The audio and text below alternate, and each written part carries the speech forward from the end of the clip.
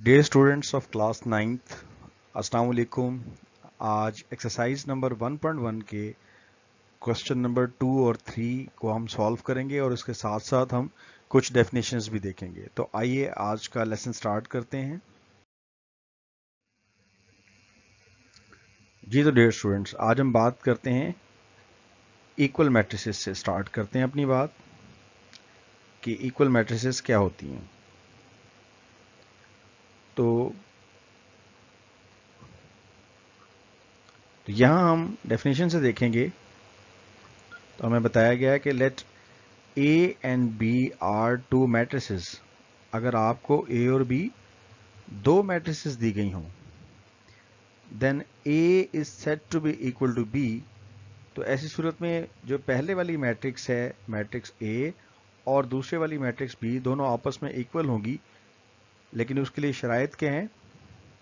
And are denoted by A equal to B if and only if. यानी शर्त देखें क्या है। शर्त यह है number 1, order of A should be equal to order of B. यानी जो दोनों मैट्रिसेस हैं उन दोनों का ऑर्डर, पहली तो बात यह है कि सेम होना चाहिए, और दूसरी चीज their corresponding entries are equal. उनकी जो क्रॉसपॉन्डिंग एंट्रीज हैं वो इक्वल होनी चाहिए। आइए हम जरा नीचे एग्जांपल में देखते हैं। तो यहां पर देखें, आपको एक मैट्रिक्स ए दी गई है जबकि दूसरी मैट्रिक्स बी दी गई है। तो पहली शर्त क्या है? ऑर्डर इन दोनों के बराबर होने चाहिए। तो ज़रा हम निकाल लें ऑर्डर। तो ज़रा मेरे साथ प्रैक्टिस करें। हाँ जी, कितनी रोज हैं इसमें? नंबर 1 ये फर्स्ट रो हो गई और ये सेकंड रो। तो जो पहले वाली मैट्रिक्स है, अगर हम उसका ऑर्डर लिखें देन इट इज 2, इसमें रोज हैं, और आप देख सकते हैं कि इसमें 2 ही कॉलम्स हैं, तो ये 2 by 2 होगी। अगर हम आगे बढ़ते हैं, जो दूसरी वाली मैट्रिक्स है इसको देखें, तो इसमें 2 रोज हैं, और इसी तरह अगर हम कॉलम्स पे नजर मारें तो कॉलम्स भी इसमें 2 हैं। तो लिहाजा हम कह सकते हैं कि ये दोनों ही 2 by 2 मैट्रिसेस हैं। तो पहली शर्त जो है वो यहां पर पूरी हो जाती है। तो पहली शर्त क्या थी? यहां पर ए, ऑर्डर ऑफ मैट्रिक्स ए और ऑर्डर ऑफ मैट्रिक्स बी दोनों बराबर हैं, तो पहली शर्त पूरी होगी। दूसरी बात क्या है? Their corresponding elements should be equal. Corresponding element का मतलब आप इसका पहला एलिमेंट देखें, ए मैट्रिक्स का वो 1 है, यहां पर जो बी मैट्रिक्स है उसका भी पहला एलिमेंट आप देखें 1 है, तो क्रॉसपॉन्डिंग एलिमेंट पहला पहला बराबर है। दूसरा क्रॉसपॉन्डिंग एलिमेंट अगर देखें तो ये 3 है, इसका अगर दूसरा एलिमेंट देखें तो ये दो नंबर्स को सम कर रहा है, यानी 2 + 1। तो 2 + 1 करें वो भी 3 आता है, तो इसका मतलब दो एलिमेंट्स बराबर हो गए। तीसरा एलिमेंट देखें, यहाँ है -4, तीसरे एलिमेंट में -4 है, और यहाँ पे भी तीसरा एलिमेंट -4 ही है। तो यहाँ से हम इस नतीजे पर पहुंचते हैं कि तीसरा एलिमेंट भी बराबर। अब आप इस मैट्रिक्स का, पहले वाली मैट्रिक्स का चौथा एलिमेंट देखें, वो है 2, जबकि यहाँ पर जो चौथा एलिमेंट है वो है 4 - 2। तो आप देख रहे हैं कि 4 - 2 भी 2 ही होता है। तो लिहाजा हम कहेंगे कि अगर हम इनके क्रॉसपॉन्डिंग एलिमेंट्स को कंपेयर करें तो चारों के चारों एलिमेंट, क्रॉसपॉन्डिंग का मतलब होता है पहला पहले के इक्वल हो, दूसरा दूसरे के इक्वल हो, तीसरा तीसरे के इक्वल, और चौथा एलिमेंट चौथा एलिमेंट के। तो यहां से हमें क्लियर हो गया कि इक्वल मैट्रिसेस में ऑर्डर्स भी बराबर होते हैं, और इक्वल मैट्रिक्स में जो एंट्रीज होती हैं वो भी इक्वल होती हैं। जी तो डियर स्टूडेंट्स, आगे हम बढ़ते हैं अपनी एक्सरसाइज की तरफ। तो फर्स्ट क्वेश्चन में देखें क्या कहा गया है आपको। फर्स्ट क्वेश्चन में ये बताया गया है कि क्वेश्चन नंबर 2 में which of the following matrices are equal. तो मैं पहले फोकस कर रहा हूं मैट्रिक्स ए को। ये ए वाली मैट्रिक्स को देखें, तो ए की जो एंट्री है वो हमारे पास क्या है? 3। तो अगर हम यहां पर देखें गौर से, तो जो सी वाली मैट्रिक्स है उसका ऑर्डर और ए वाली मैट्रिक्स का ऑर्डर सेम है। यानी सी वाली मैट्रिक्स में क्या है? 5 - 2 लिखा है। 5 - 2 भी आपको पता है 3 होता है, तो इसका मतलब ए और सी दोनों मैट्रिसेस आपस में इक्वल हैं। अब हम जरा आगे बढ़ते हैं। अब आप डियर स्टूडेंट्स देखें जरा बी मैट्रिक्स को। तो जरा बी वाली मैट्रिक्स देखें, इसमें एंट्रीज क्या क्या हैं? इसमें एक एंट्री है जी 3 और दूसरी एंट्री है 5। इसी तरह अगर आप आई वाली एंट्री को देखें तो ये इसमें आई में भी 3 और दूसरा है 3+2, यानी पहली एंट्री पहली के बराबर, पहली एंट्री उसकी भी देखें 3 है, जो पहली एंट्री है वो उसकी भी 3 है, पहली एंट्री इसकी भी 3 है। तो बी और आई की पहली पहली एंट्रीज 3 हैं। जो दूसरी एंट्री है उसको जरा सॉल्व करने की और समझने की जरूरत है कि जो दूसरी एंट्री है बी मैट्रिक्स में 5 है, जबकि आई मैट्रिक्स में है 2+3, और आप जानते हैं कि 2+3 भी 5 ही होता है। तो यहां से हम नतीजे के निकालते हैं बी और आई आपस में इक्वल है। इसी तरह से अगर आप ई मैट्रिक्स को देखें,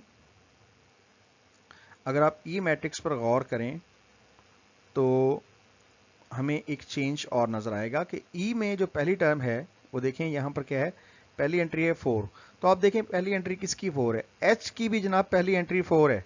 और अगर आप जे वाली मैट्रिक्स को देखें तो यहां पर दो एंट्रीज को ऐड करें, अगर आप यानी टू को प्लस करें तो वो भी आपके पास 4 ही आता है। इसी तरह अगर आप आगे बढ़ते हैं, ई की सेकेंड एंट्री देखें जी, वो है 0। ई की सेकेंड एंट्री ये 0 है आपके पास।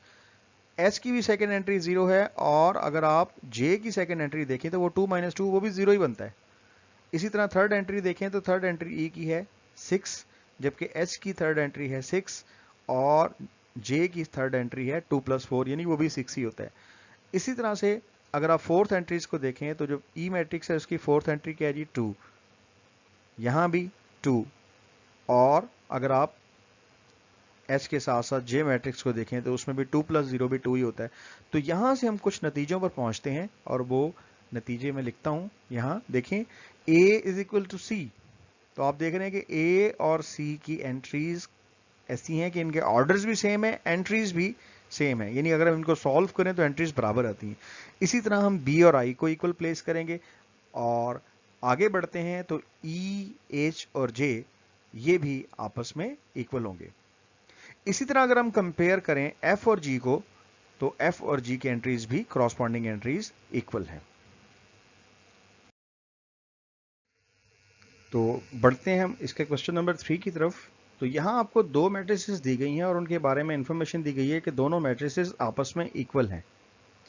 तो आप इसमें जो अननोन्स ए, बी, सी और डी इनको फाइंड करेंगे। तो हम यहां कंपेयर करते हैं, जो पहली एंट्रीज हैं मैट्रिक्स की आप जानते हैं कि वो है ए और दूसरी एंट्री है सी। इसको पहली एंट्री से कंपेयर करेंगे और कहेंगे कि ये 0 इक्वल है, और इसे आप नाम दे देते हैं इक्वेशन नंबर 1 का। इसी तरह ए और 2b, यानी पहली मैट्रिक्स की सेकेंड एंट्री और दूसरी मैट्रिक्स की भी सेकेंड एंट्री को कंपेयर करें, और इसको हम नाम दे देते हैं इक्वेशन नंबर 2 का।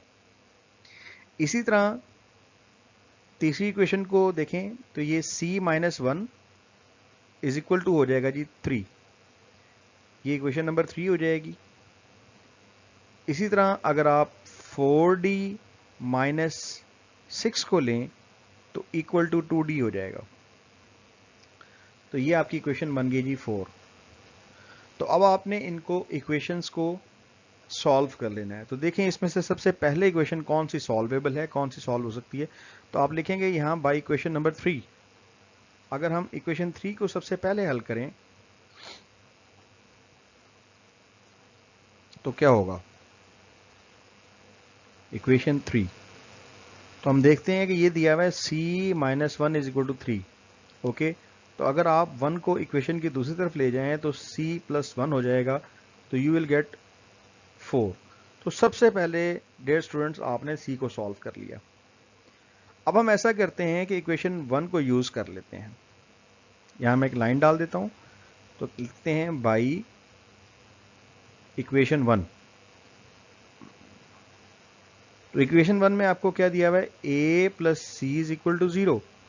अब चूंकि आप c की वैल्यू निकाल चुके हैं और वो 4 है, वो यहां पुट कर दें। तो इसको आप डियर स्टूडेंट सॉल्व करेंगे तो इस तरह a की वैल्यू आपके पास -4 आएगी।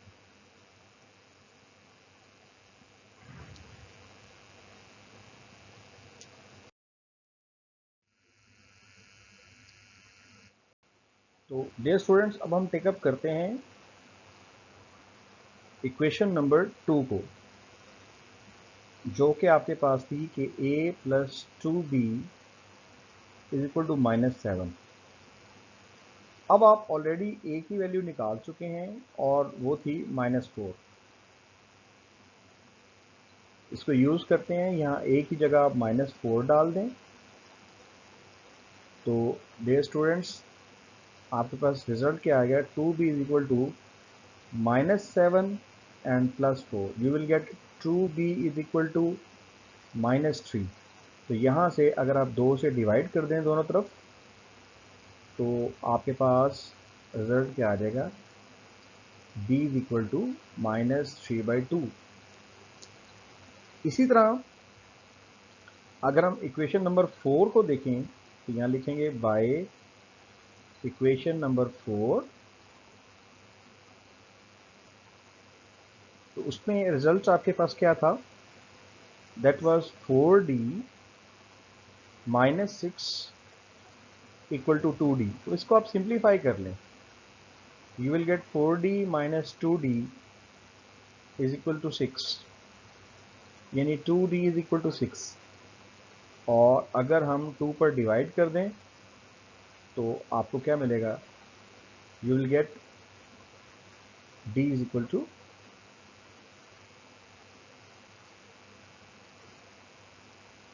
3। तो डियर स्टूडेंट्स, इस तरह से हम a, b, c और d तमाम वैल्यूज़ निकाल चुके हैं।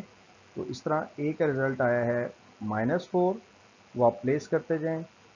b का रिज़ल्ट आपने निकाला है -3/2, जबकि c का रिज़ल्ट आपके पास आया है 4 और d का रिज़ल्ट आपके पास क्या है, दैट वाज 3।